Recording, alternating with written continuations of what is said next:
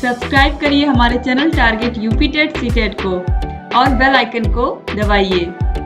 Hello friends, मैं रेनू स्वागत करती हूँ आप सभी भावी अध्यापक एवं अध्यापिकाओं का आपके अपने channel Target UP TET CTET में। दोस्तों, आज की इस क्लास में हम बात करने वाले हैं डीएलएड थर्ड सेमेस्टर में कौन कौन से सब्जेक्ट हैं, कैसे आपको पढ़ना है और कैसे आपको अपनी रणनीति बनानी है कि आपके सारे के सारे विषयों में बहुत अच्छे नंबर आए। तो आपने सेकेंड सेमेस्टर का पेपर दे दिया है, आप थर्ड सेमेस्टर में आ गए हो। थर्ड सेमेस्टर में भी सारे वही रूल्स हैं। 800 नंबर का पेपर है। 800 नंबर में आपको पता है कि आपके 8 सब्जेक्ट हैं जिनमें आपको सारे के सारे वही चीजें हैं।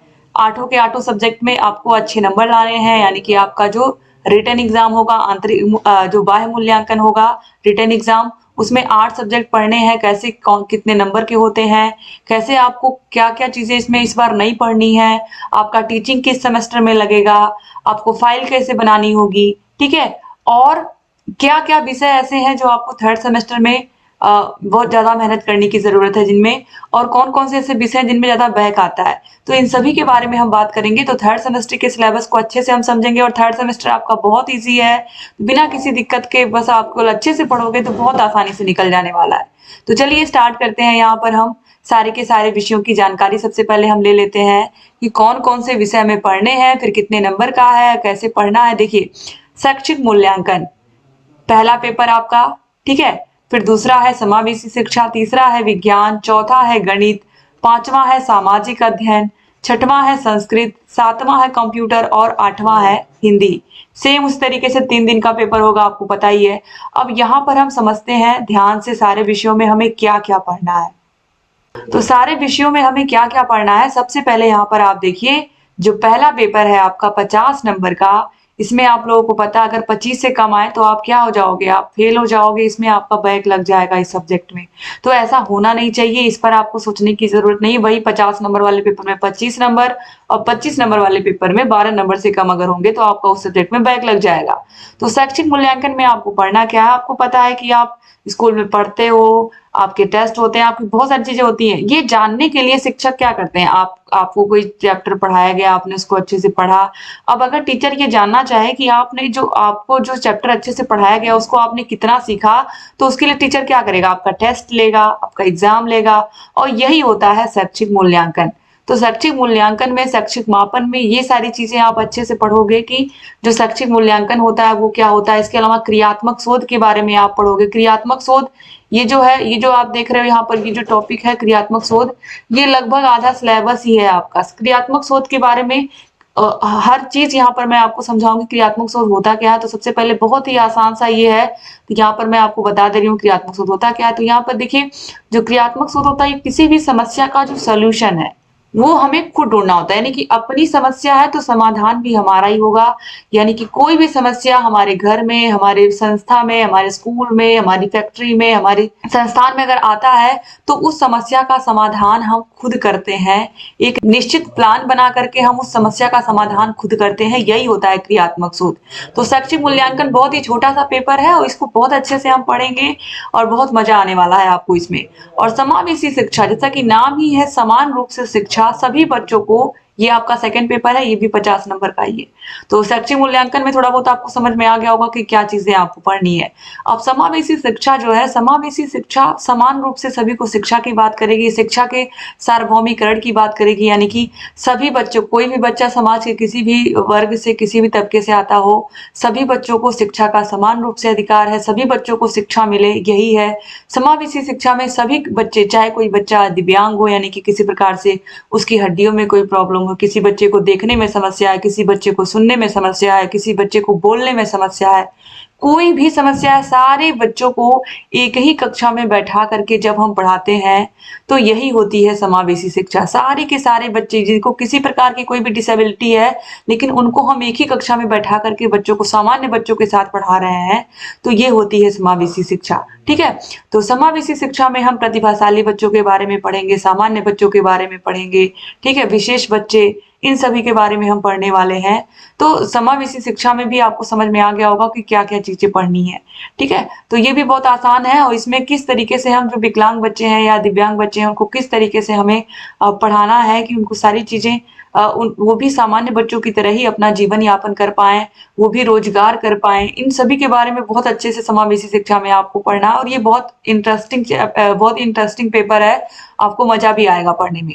विज्ञान आपको जिस तरीके से आपने सेकंड सेमेस्टर में देखा था उसी के आगे आपको यहाँ पर भी, जैसे जीव विज्ञान, भौतिक विज्ञान, रसायन विज्ञान, यानी कि फिजिक्स, केमिस्ट्री और बायोलॉजी, तीनों का मिश्रण आपको फिर विज्ञान में भी देखने को मिलेगा। सामान्य कक्षा 1 से 8 तक का ही विज्ञान आपको पढ़ने को मिलता है, उसी में आपको ये पढ़ने को मिलेगा। गणित में भी क्लास 1 to 8 तक की ही गणित आपको देखने को मिलेगी। जितना आपने सेकंड सेमेस्टर में पढ़ा है उससे आगे थोड़ा सा लेवल टफ होता जाता है जिस तरीके से आप अगले अगले सेमेस्टर में जाते हो। तो ये भी आपको पता है 25 नंबर के पेपर है तो 12 आपको लाने ही होंगे। फिर सामाजिक अध्ययन पे आते हैं, तो सामाजिक अध्ययन में इस बार आप जो हमारे देश में किस तरीके से जितने भी शासक आए हैं, महमूद गजनबी से लेकर के मोहम्मद गोरी, और इसके अलावा आप मुगल शासकों के बारे में पढ़ोगे। यहाँ पर ये जो 1857 की क्रांति हुई थी, 1857 की क्रांति से पहले की चीजें आप इसमें पढ़ोगे सामाजिक अध्ययन में, हिस्ट्री में। ठीक है, हिस्ट्री में कौन कौन से शासक आए, कौन कौन से शासक गए और किस तरीके से उन्होंने क्या छाप छोड़ी हमारे देश में, कौन कौन सी इमारतें बनवाई, क्या क्या धार्मिक कार्य किए, ये सारी बातें इसमें आपको पढ़ने को मिलेंगी। इसके अलावा आपको ज्योग्राफी भी पढ़ने को मिलेगी, सिविक्स भी पढ़ने को मिलेगा। अब आते हैं संस्कृत विषय पर। संस्कृत विषय आपको थर्ड सेमेस्टर में अच्छे से पढ़ना होगा और बहुत अच्छे से पहले भी मैंने पढ़ाया है और एक बार फिर मैं पढ़ाऊंगी आपको। तो संस्कृत विषय जो है ये भी देखिए 25 नंबर का है। यहाँ पर देख लीजिए सामाजिक विज्ञान 50 नंबर का है, तो 3 पेपर आपके फिर यहाँ पर 50-50 नंबर के होने वाले हैं और बाकी सारे के सारे क्या होंगे, सब यहाँ पर 3 पेपर केवल 50 नंबर के होंगे, बाकी सब के सब क्या होंगे, सब 25 नंबर के होंगे या 5 पेपर। तो यहाँ पर संस्कृत में भी देखिए 12 नंबर लाने ही लाने हैं, हर हाल में 12 से कम होगा तो बैक लग जाएगी। तो संस्कृत विषय को मैंने बहुत अच्छे से उच्चारण स्थान से लेकर के संधि, समास, इसके अलावा जो शब्द रूप होते हैं, धातु रूप होते हैं, ये सारे के सारे चैप्टर्स को, अनुवाद, सब कुछ मैंने बहुत अच्छे से पढ़ाया है। एक बार फिर से आप लोगों को पढ़ाऊंगी। यहाँ पर माहेश्वर सूत्रों से लेकर के हर चीज बहुत ही अच्छे से, उच्चारण स्थान, ये सब बिल्कुल आपको रट जाएंगे, तो आपको अलग से फिर से मेहनत करने की जरूरत नहीं पड़ेगी। एक बार आप क्लास ले लोगे तो अलग से आपको संस्कृत पढ़ने की जरूरत नहीं पड़ेगी।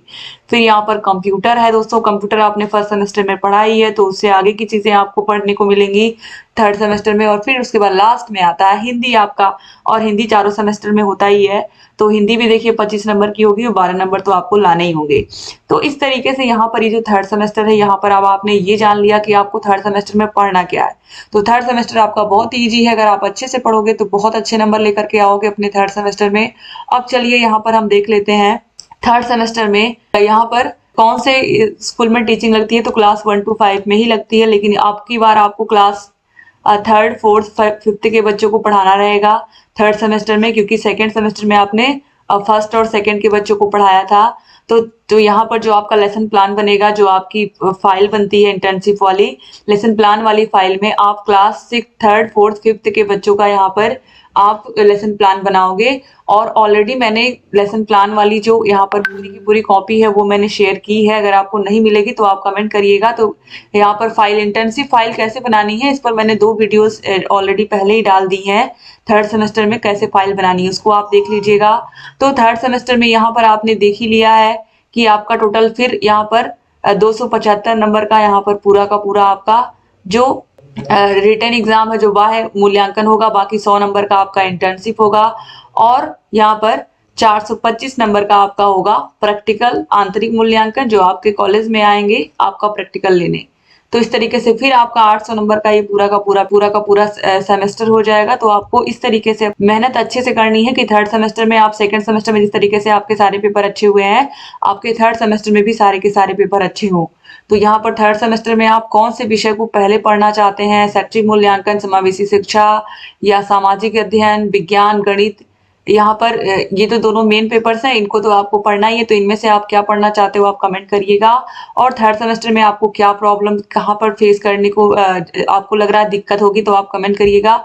और यहाँ पर मैं बता दूं आप लोगों को कि अगर आपको थर्ड सेमेस्टर के सारे विषयों के नोट्स चाहिए, हाथों से लिखे हुए नोट्स, सारे विषयों की क्लासेस, सारे विषयों की मास्टर क्लासेस, सारे विषयों के प्रीवियस ईयर क्वेश्चन पेपर्स, तो ये सब आपको मिल जाएंगे। इसके अलावा आपको सारे विषयों के चैप्टर वाइज टेस्ट, सारे विषयों के राजन सीरीज, पवन सीरीज की पूरी PDF, ये सब हम आपको देते हैं हमारे ऐप। तो ऐप की लिंक आपको डिस्क्रिप्शन बॉक्स, कमेंट बॉक्स में मिल जाएंगी। ऐप में आपको हर विषय का पूरा हाथों से लिखा हुआ नोट्स मिल जाता है, तो अलग से आपको ज्यादा मेहनत करने की जरूरत नहीं पड़ती है। तो ये है हमारा कॉन्टेक्ट नंबर 7705 95 45 49। इस पर कॉन्टेक्ट करके आप सारी की सारी जानकारी हमसे ले सकते हैं। बिना किसी प्रॉब्लम के आपको सारी की सारी चीजें हम आपको बताएंगे। तो थर्ड सेमेस्टर में भी हमसे जुड़िए और सारे के सारे विषयों की तैयारी अच्छे से करिए। क्लासेस मैं जल्दी ही लेकर के आने वाली हूँ आप लोग के लिए। आप जो भी विषय कहोगे पहले शुरू करने को, हम वही शुरू करेंगे और आपकी तैयारी को और बेहतर बनाएंगे। तो थैंक यू सो मच दोस्तों, क्लास को पूरा देखने के लिए। जय हिंद दोस्तों।